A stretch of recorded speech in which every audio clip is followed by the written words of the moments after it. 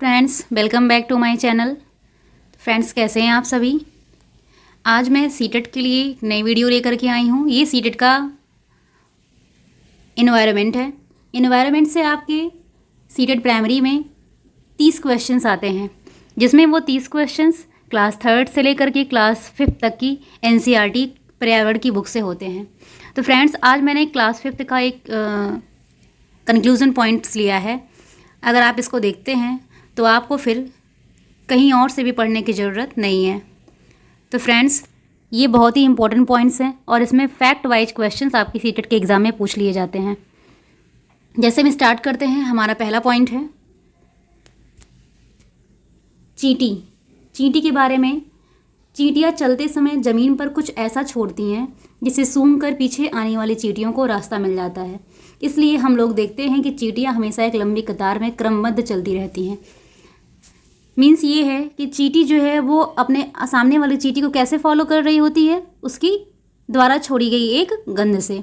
Friends, ऐसी ही questions यहाँ से दे देगा कि चींटी के बारे में आपके एग्जाम में क्वेश्चन कैसे बनते हैं कि चींटी के बारे में इसमें से कौन सा कथन सत्य नहीं है। दे देगा आपका 4 ऑप्शन कि चींटियाँ चलते समय अपने ज़मीन पर कुछ गंध छोड़ती हैं, और ऐसे ही करके आपको 4 ऑप्शन बना दिए जाते हैं जिसमें से आपको एक गलत कथन बताना होता है। तो जब भी आप इनको पढ़िएगा लाइन टू लाइन, तो इनके पॉइंट्स को आप ध्यान में रखिएगा। नेक्स्ट, यहाँ पे एक बात करी गई है मच्छर के बारे में। जो मच्छर होते हैं वो हमारे शरीर की गंध अर्थात तलवे की गंध से हमारे शरीर की गर्मी से हमें ढूंढ लेते हैं। जो मच्छर होते हैं वो हमारे पैर के तलवों से उसकी जो गंध निकलती है उसकी गर्मी से हमें ढूंढ लेते हैं। नेक्स्ट पॉइंट है आपका रेशम का कीड़ा। रेशम का कीड़ा ये अपनी मादा को उसकी गंध से कई किलोमीटर दूर से ही पहचान लेता है। नेक्स्ट पॉइंट, कुत्ता। कुत्ता चलते समय रास्ते पर मलमूत्र का त्याग करता है, जिससे उसे रास्ते को पहचानने में आसानी मिलती है।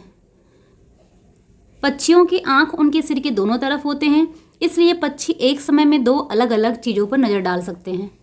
जो पक्षी होते हैं, जो उनकी आंखें होती हैं, उनके सिर के दोनों तरफ होती हैं, इसीलिए जो पक्षी होते हैं वो एक समय में 2 अलग अलग चीज़ों को जो है एक साथ देख सकते हैं, बल्कि मनुष्य ऐसा नहीं कर सकता है। और नेक्स्ट है फ्रेंड्स, नेक्स्ट पॉइंट आप ध्यान दीजिएगा। ज़्यादातर जो पक्षी होते हैं उनकी आंखों की पुतलियाँ नहीं घूमती हैं। तो पुतलियाँ नहीं घूमती हैं, इसीलिए वो अपनी पूरी गर्दन घुमाकर आसपास की चीज़ों को देखते हैं। नेक्स्ट है आपका चील, बाज और गिद्ध जैसे पक्षी हमसे 4 गुना ज़्यादा दूरी देख पाते हैं। रात में जागने वाले जानवर हर चीज़ को सफ़ेद और काली रंग में ही देख पाते हैं। सांप ज़मीन पर हुए कंपन को ही सुन पाता है। मछलियाँ खतरे की चेतावनी एक दूसरे को बिजली की तरंगों से देती हैं। अब यहाँ पे मोस्ट इम्पॉर्टेंट फैक्ट है आपके लिए स्लॉथ के बारे में। फ्रेंड्स, ये स्लॉथ हो गया, मधुमक्खी हो गया, बाघ हो गया, इस सब में से एक टॉपिक से तो आपको ज़रूर क्वेश्चन आपके एग्जाम में मिलने हैं। आपके 30 नंबर के जो पर्यावरण के टॉपिक आते हैं उसमें इसी में से आपके फैक्ट वाइज क्वेश्चन पूछ लिए जाते हैं। तो ध्यान से ये सारे स्टेटमेंट को पढ़िएगा। स्लॉथ के बारे में बताया गया है कि स्लॉथ जो है वो दिखने में कैसे होते हैं, भालू जैसे दिखते हैं। ये दिन में लगभग 17 घंटे पैरों से उल्टे सिर लटक कर मस्ती से सोते हैं। मीन्स ये पेड़ों पर क्या करते हैं, ये उल्टे लटके रहते हैं। जिस पेड़ पर ये रहते हैं उसी के पत्ते खाकर ये पलते हैं। जब यह पेड़ के सारे पत्ते खा लेते हैं तब वे फिर उससे उतर कर पास के ही पेड़ पर चले जाते हैं। लगभग 40 साल की उम्र में जो स्लॉथ होता है वो मुश्किल से 8 पेड़ पर घूमने की तकलीफ उठाता है। मतलब अपने पूरे 40 साल के जीवन काल में ये लगभग कितने पेड़ों पर जाता है, 8 पेड़ों पर जाता है। और ये सप्ताह में 1 बार ही शौच करने के लिए पेड़ से नीचे उतरता है। नेक्स्ट फैक्ट आपका है बाघ के बारे में। बाघ अंधेरे में हमसे 6 गुना बेहतर देख पाता है। बाघ की मूंछें हवा में हुए कंपन को भांप लेती हैं और उससे उसे शिकार की बिल्कुल सही स्थिति का पता चल जाता है। इससे इन्हें अंधेरों में रास्ता ढूंढने में भी मदद मिलती है। बाघ का जो गर्जना होता है वो लगभग 3 किलोमीटर दूर तक सुना जा सकता है। बाघ हवा से पत्तों के हिलने और शिकार से झाड़ियों में हिलने से हुई आवाज़ में अंतर को भांप लेता है। अर्थात अगर हवा से पत्तियां हिल रही हैं और या फिर किसी शिकार से पत्तियां हिल रही हैं, दोनों में हुए अंतर को वो पहचान लेता है। बाघ के दोनों कान बाहर की वो आवाज़ पहचानने के लिए अलग अलग दिशाओं में ज़्यादा से ज़्यादा घूम सकते हैं। उत्तराखंड, अब नेक्स्ट टॉपिक यहाँ पे है, ये हो गया बाघ के बारे में। अब नेक्स्ट है यहाँ पे फैक्ट, उत्तराखंड का जिम कॉर्बेट नेशनल पार्क और राजस्थान के भरतपुर जिले में घाना पार्क में जानवरों का शिकार करना मना है। बीन, तुम्बा, खंजरी और ढोल, इन चारों में से ढोल के अलावा बाकी 3 वाद्य यंत्र हैं, सूखी लौकी से बनाए जाते हैं। ये जो ढोल है इसके अलावा बाकी तीनों बीन, तुम्बा, खंजरी, ये तीनों किससे? लौकी को सुखा के उससे बनाए जाते हैं। नेक्स्ट टॉपिक आपका है, इससे भी क्वेश्चन पूछते हैं, मैंने खुद सीटेट के एग्जाम में इनसे क्वेश्चन फाइंड किया है। सांप के बारे में। हमारे देश में पाए जाने वाले सांपों में से केवल 4 तरह के सांप जहरीले होते हैं। ये सांप कौन कौन से हैं? नाग, करैत, दुबोइया और अफाई। सीरम एक दवा है जो सांप काटे हुए व्यक्ति को दिया जाता है। सीरम सांप के जहर से ही बनाया जाता है और ये सभी सरकारी स्वास्थ्य केंद्र में मिलता है। सरकार ने कानून बनाया है कि ना कोई जंगली जानवरों को पकड़ सकता है और ना ही उन्हें अपने पास कैद करके रख सकता है। Next question, very important topic, Nepenthes, जिसको घटपर्डी पौधा भी कहते हैं। नेपेंथिस को और क्या कहते हैं? घटपर्डी कहते हैं। नेपेंथिस एक ऐसा पौधा है जो चूहा, मेढक, कीड़े मकोड़े और छोटे जीवों का शिकार करती है। नेपेंथिस नामक शिकारी पौधे ऑस्ट्रेलिया, ये ध्यान रखिएगा कहाँ कहाँ पाए जाते हैं? ऑस्ट्रेलिया, इंडोनेशिया और भारत के मेघालय राज्य में पाए जाते हैं। इस पौधे का आकार लंबे घड़े जैसा होता है जिसके ऊपर पतला सा ढक्कन लगा होता है। मतलब ये जो ढक्कन होता है किसका होता है? पत्ती का होता है, उसी की पत्ती से ये ढक्कन बना होता है। घड़े से खास खुशबू निकलती है जिसकी वजह से जो कीड़े मकोड़े होते हैं वो उसकी गंध से आकर्षित होकर के इसके अंदर चले जाते हैं और जैसे ही कीड़े मकोड़े इसके अंदर चले जाते हैं ये तुरंत ही पत्ता जो है वो ढक लेता है और फिर ये कीड़े उसी में फंस जाते हैं। तो इनसे एक इम्पॉर्टेंट क्वेश्चन बनता है, इनके बारे में 4 फैक्ट आपको दे दिया जाएगा और पूछ लिया जाएगा कि नेपेंथिस के बारे में कौन सा कथन असत्य है। तो आप जब भी इनको पढ़ें तो एक एक स्टेटमेंट को ध्यान में रखें क्योंकि एग्ज़ाम में दिमाग और भी काम नहीं करता है और हम स्टेटमेंट्स में कंफ्यूज हो जाते हैं। नेक्स्ट आपका है, हमारे देश में जो सब्जियां हैं कौन सी सब्जियां कहाँ से आई हैं। जैसे हमारे यहाँ पे बात करी गई मिर्ची, मिर्ची हमारे देश में कहाँ से आई? दक्षिण अमेरिका से आई है, जिसे पुर्तगाल देश के व्यापारी लेके आए थे। सब्जी और आगे है, भिंडी हमारे यहाँ पे कहाँ से आई है? अफ्रीका से आई है। गोभी तथा मटर हमारे देश में कहाँ से आए हैं? यूरोप से आए हैं। नेक्स्ट, सोयाबीन हमारे देश में कहाँ से आई? सोयाबीन हमारे देश में चीन से आई है। अलबरूनी के बारे में कथन पढ़ते हैं। 1000 से भी ज़्यादा साल पहले एक यात्री भारत में आए थे जिनका नाम है अलबरूनी। अलबरूनी उज्बेकिस्तान देश से भारत में आए थे। राजस्थान में जैसलमेर के अलावा बहुत से ऐसे इलाके हैं जहां साल में बहुत ही कम दिन बारिश होती है। सबसे सूखा क्षेत्र है जैसलमेर वहां का। अच्छा, मृत सागर के बारे में आपने सुना होगा। मृत सागर क्या है? मृत सागर दुनिया का सबसे नमकीन सागर है। यह सागर इतना नमकीन है कि लगभग 1 लीटर पानी में लगभग 300 ग्राम नमक पाए जाते हैं। सबसे मज़े की बात तो यह है कि मृत सागर में हम तैर सकते हैं जैसे आराम से लेटे हों। नेक्स्ट, दांडी यात्रा के बारे में। अंग्रेजों के द्वारा आम लोगों के नमक बनाने पर रोक लगाने पर महात्मा गांधी के नेतृत्व में लोगों ने एक साथ मिलकर अहमदाबाद से लेकर दांडी के समुद्र तट तक एक लंबी यात्रा की। ये घटना है। दांडी यात्रा 1930 में हुई थी।